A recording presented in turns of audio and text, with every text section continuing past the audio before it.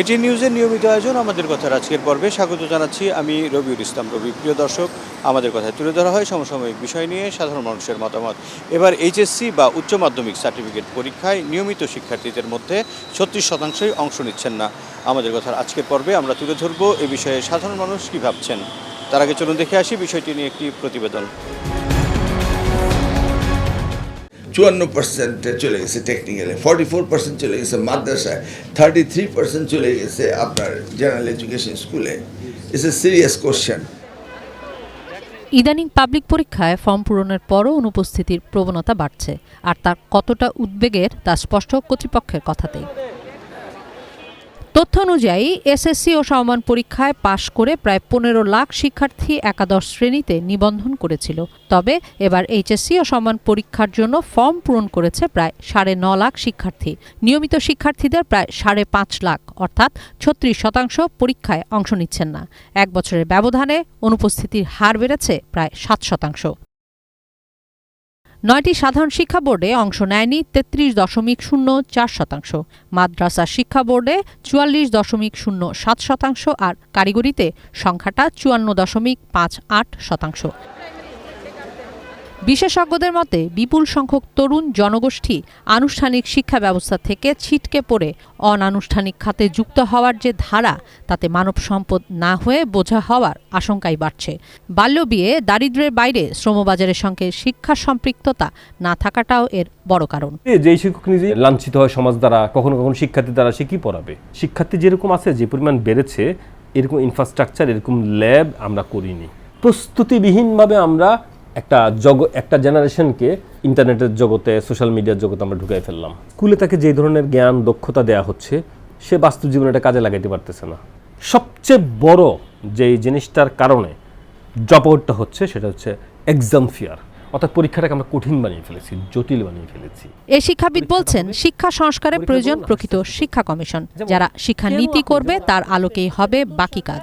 যদিও সরকার তা না করে কারিকুলাম পরিবর্তনের যে কথা বলছে, তাতে ব্যাকফায়ার করতে পারে মত এ শিক্ষা গবেষকের। সরকারের ইলেকশন ম্যানিফেস্টোতে তাদের কমিটমেন্ট আছে যে তারা একটা শিক্ষা সংস্কার কমিশন করবেন। এর আলোকে সেই শিক্ষানীতি বলবে থার্ড ল্যাঙ্গুয়েজ বাধ্যতামূলক হবে না অপশনাল হবে, কারিগরি শিক্ষা বাধ্যতামূলক হবে নাকি অপশনাল হবে, আমার কোন মানের শিক্ষক দরকার, শিক্ষকদেরকে কি কি ফ্যাসিলিটি দিলে আমি এই মানের শিক্ষক পাবো। একবারে যারা শিক্ষা বুঝে, শিক্ষার কলকবজা বুঝে, অ্যাসেসমেন্ট বুঝে, কারিকুলাম বুঝে, তাদেরকে দিয়ে যাতে করা হয় এটা।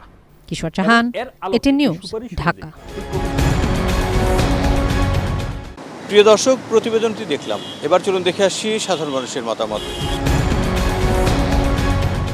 আমরা সামাজিকভাবে অনেক দিক দিয়ে এখনও আমরা পিছিয়ে আছি। দেখা গেল ফর্ম ফিল আপ করছে মেয়েরা, ওর বিয়ে হয়ে গেল, একটা পার্সেন্টেজ বাচ্চারা চলে গেল, এরা পরীক্ষা দিতে পারলো না। আরেকটা দেখা গেছে অনেকের বিভিন্ন রকমের সমস্যা আছে, যেরকম আপনার রোগ হইতে পারে বা সে বাংলাদেশ থেকে চলেও যেতে পারে সেই বাচ্চা ফ্যামিলির সাথে। এইসব বিভিন্ন দিক থেকে চিন্তা করলে বোঝা যায় বাচ্চারা এইসব কারণে এবার পার্সেন্টেজটা এইবার সবচেয়ে বেশি কম পরীক্ষার্থীর সংখ্যা। বড় একটা কারণ হইতে পারে যে বাল্যবিবাহ আমাদের এটা আছে। তারপর হচ্ছে মানুষের আসলে অর্থনৈতিকের একটা ব্যাপার স্যাপার মন্দা, এটাও কারণ যে মানুষের রেগুলার সব কিছু নিয়ে বাচ্চাদের। আমি এক গার্জিয়ানের সাথে আজকে কথা বলতেছিলাম, ওনার মেয়ে নর্থ সাউথে পড়ে, ওনার বাচ্চা পড়াশোনা বন্ধ রাখছে, সেমিস্টার বন্ধ রাখছে। তা আমি বলছি কেন? বলে ব্যবসা বাণিজ্য ভালো না। এই লেভেলে আইসা যদি ওনারা বলে যে না আমার মেয়ের বাচ্চার পরীক্ষা সেশন বন্ধ রাখতে হয়েছে, তাহলে মনে হইতেছে যে যারা নিচে আছে তাদের অর্থনৈতিকও একটা বড় কারণ, যে এটার পিছনে থাকতেও পারে আর কি। এই এডুকেশন সিস্টেম যাতে কি আপনি ঢালাভাবে সাজাইতে না পারেন, তাইলে এইভাবে কি ডিফল্টার হইতেই থাকবে। পরীক্ষা ভীতি তৈরি হবে।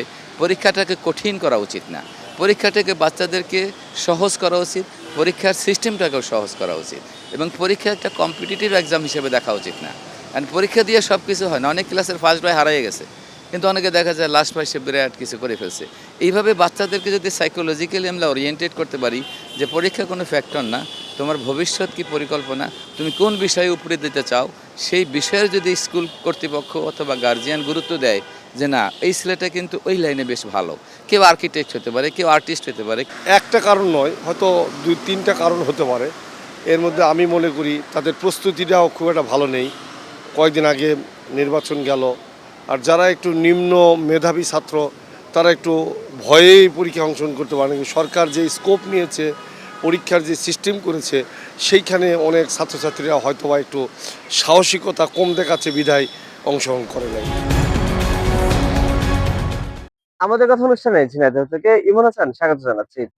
আমাদের কথার আজকের বিষয়, নিয়মিত হয়েও 36% শিক্ষার্থী এইচএসসি ও সমমান পরীক্ষায় অনুপস্থিত।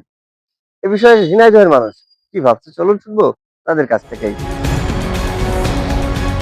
আমরা প্রযুক্তিতে অ্যাডিক্টেড হয়ে পড়েছি, মানে সামাজিক যোগাযোগে। এর ফলে এইখানে আমরা যে সামাজিক যোগাযোগ মাধ্যমে যে পজিটিভ সাইড গুলো এটা নিতে পারছি না, এখান থেকে নেগেটিভ সাইড, যেমন আমরা বিভিন্ন ধরনের অনলাইন জুয়া এটা আসক্ত হয়ে পড়ছি, তারপরে আমরা মাদক আসক্ত হয়ে পড়ছি, আমরা কিশোর গ্যাংয়ে আসক্ত হয়ে পড়ছি। এর ফলে আমরা শিক্ষা থেকে দূরে চলে যাচ্ছি। বর্তমান রাজনৈতিক প্রেক্ষাপটে অনেক গার্জেন তারা শহর থেকে বা গ্রাম থেকে পালিয়ে আছে, তাদের ছেলে পেলে লেখাপড়ার সুযোগ পায়নি, অনেকে পরীক্ষা দিচ্ছে না বা কেউ হয়তো দেওয়ার সুযোগ করতে পারে। এই সমস্ত প্রেক্ষাপটে পরীক্ষার্থী কম আর কারণ বলে মনে হয়। কিছু কিছু মানুষ যারা ফ্যামিলিগত দিক থেকে অনিশ্চয়তার ভিতরে আছে, যারা বাইরে থাকে, বিভিন্ন জায়গায় বিভিন্ন সমস্যার কারণে দিতে পারছে না হয়তো বা। তাছাড়াও মানুষের আগের যে শিক্ষা ব্যবস্থা ছিল সেই শিক্ষা ব্যবস্থার সাথে অনেক কিছু মানুষ ভয় পাচ্ছে, বা যে শিক্ষামন্ত্রী যে বিষয়গুলো রয়েছে সেগুলো নিয়ে মানুষ ভয় পাচ্ছে, ছেলেমেয়েদের ভিতরে একটা উৎকণ্ঠা কাজ করছে। যখন ইন্টারমিডিয়েট অবস্থায় একটা ছাত্রছাত্রী থাকে, তখন তাদের বয়সের সময় তারা আর্থিক অনটনের কাছে আর্থিক সমস্যায় ভোগে। কিছু মেয়েদের সে সময় বিবাহ হয়ে যায় এবং মাদকাসক্তির কারণেই এই কারণেই এইচএসসি পরীক্ষায় অনুপস্থিতটা বেশি দেখা যায়। নিয়মিত হয়েও এবারের এইচএসসি পরীক্ষায় 36% শিক্ষার্থী অংশগ্রহণ করছে না। দর্শক, রংপুর থেকে আমাদের কথায় স্বাগত জানাচ্ছি আমি শাহরিয়ার মিম। এ নিয়ে কি বলছে এই অঞ্চলের সাধারণ মানুষ, চলুন জেনে আসি।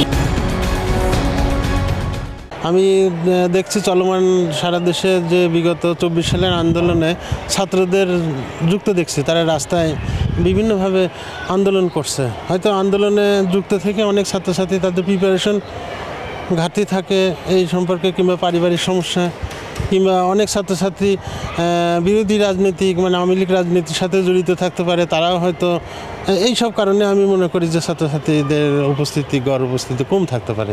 এটা আসলে আমাদের জন্য খুব উদ্বেগের বিষয়, খুব চিন্তার বিষয়। আসলে শিক্ষাক্ষেত্রে এরকম শিক্ষার্থীর পরীক্ষায় অনুপস্থিতি আমাদের অনেক ভাবায়।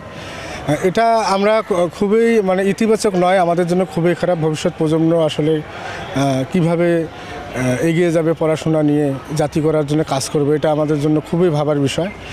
তবে এর জন্য অনেক কারণ থাকতে পারে। সেটা ব্যক্তিগত কারণ হতে পারে, তাদের শারীরিক মানসিক অবস্থার ব্যাপার হতে পারে, এমনকি সেটা রাজনৈতিক বা দেশীয় বর্তমান প্রেক্ষাপটেরও কিছু প্রভাব থাকতে পারে। আগে মূল্যায়ন পদ্ধতিটা একটু হলেও সহজ হতো আমার কাছে মনে হয়, এবং শিক্ষকরা হাত খুলে নম্বর দিতেন, এবং এরকম একটা নির্দেশনাও হয়তোবা ছিল যে একটু মার্ক বেশি দিতে হবে, পাশের হার বাড়াতে হবে এরকম। কিন্তু বর্তমানে সেটা নেই। বর্তমানে হচ্ছে শিক্ষার মানটা সঠিক যেটা সেটাই সামনে নিয়ে আসতে হবে, এবং যার যেটা মূল্যায়ন সেটাই করতে হবে। এবং যার কারণে যারা এর সঙ্গে খাপ খাইতে পারতেছে না তারা হচ্ছে এটাকে ভয় পাচ্ছে, ভয় পাওয়ার কারণে পরীক্ষায় অনুপস্থিত থাকতেছে, এবং এভাবে হচ্ছে ধীরে ধীরে শিক্ষার্থীরা কমে যাচ্ছে আর কি। প্রিয় দর্শক, এই ছিল আমাদের কথার আজকের আয়োজন। আমি রবিউল ইসলাম রবি ছিলাম আপনাদের সঙ্গে। আবার দেখা হবে নতুন কোনো বিষয় নিয়ে, নতুন কোনো পর্বে। সেই পর্যন্ত সবাই ভালো থাকুন, সুস্থ থাকুন, সঙ্গে থাকুন এটিএন নিউজের।